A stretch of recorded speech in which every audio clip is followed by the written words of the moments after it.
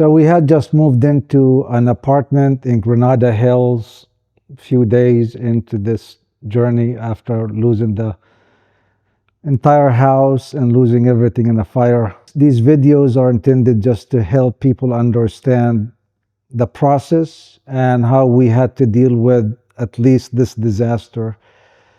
So the county supervisors and the fire department started to put the county meetings to direct people on how to deal with the fire, how to deal with the insurance, available assistance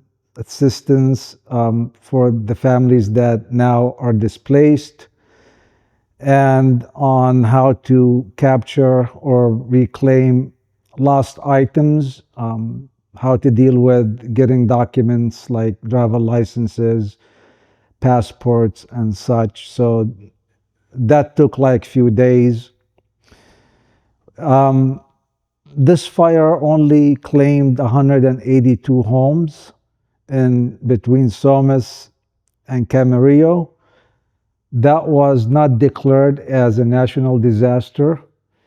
And when it is not declared as a national disaster, homeowners don't qualify for any assistance. Zero financial assistance, not from the federal government, not from the state or the city. So honestly, we are at this point on our own.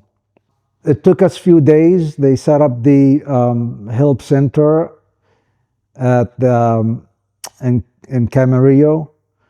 DMV representatives came. We were able to get our driver licenses. We were able to apply for missing documents like home title and things like that. And they directed us on how to claim like naturalization or citizenships and social security numbers. That was very helpful.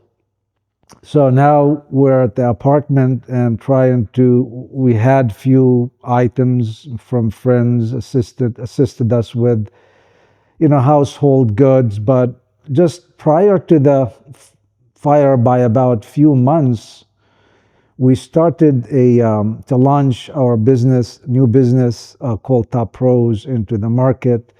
And we had hired salespeople and marketing agents to help us. We set up a lot of computers, iPads, everything.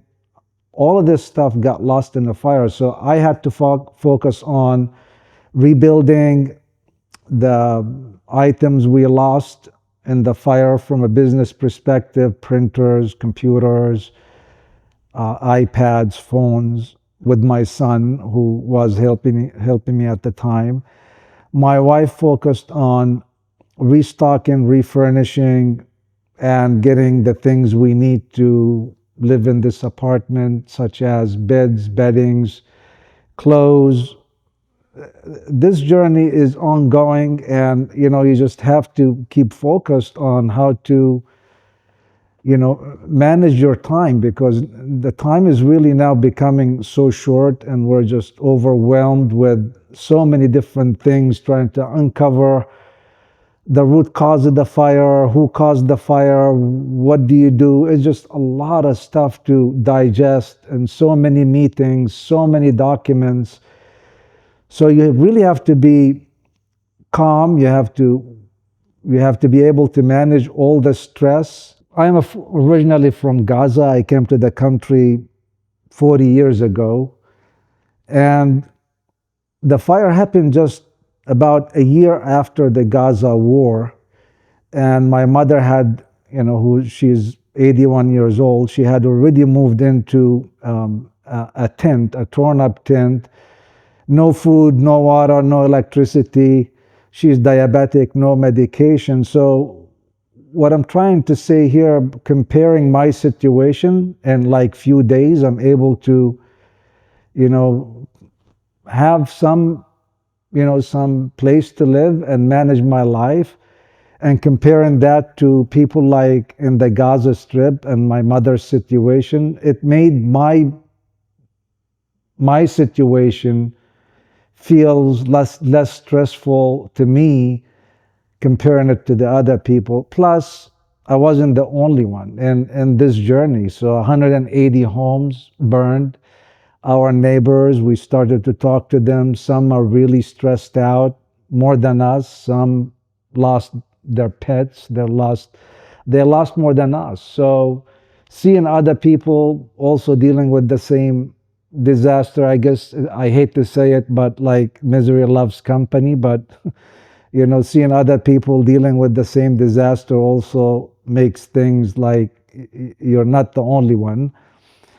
And few weeks after we moved into the apartment, then the Altadena fire breaks out and thousands of homes got lost. And then after that, it was really a bad year for fires.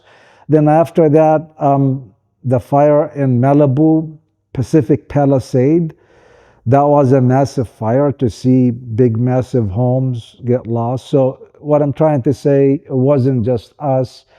It was a bad year for fires. Lots of homes in California uninsured. Our situation, yes, we are uninsured, and we will have another episode to talk about why. This episode is just to focus on the few days or weeks, just to put our life back in order to focus on our business. We focused on getting our documents and the things we need to run our business, and try to now find some stuff back in the house, things that we can reclaim. The county also set up a place where they would help you with, assistance with SBA loans and how to try to find some items. They gave us a shovel, some sifters, and told us that, hey, and hazmats, and we came back to the house to look for our some of the belongings, especially as I said in the last episode, my son was about to get married in a few weeks, and he had some of his fiance's gold and dresses and other stuff that he needed to find. We came home here with sifters and shovels, and honestly, it is extremely difficult to find anything. The amount of piles and wood and metal.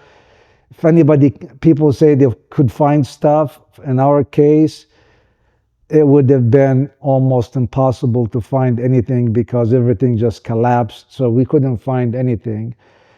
From a financial perspective, since we didn't have insurance and no FEMA, they arranged the SBA loan to loan representatives to come to Camarillo.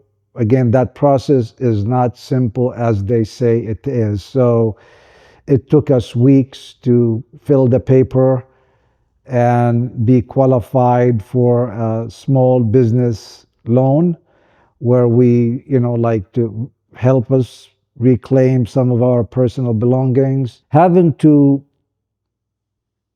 deal with so much and such, your life is flipped upside down. You lost your home, now you lost all your belongings. You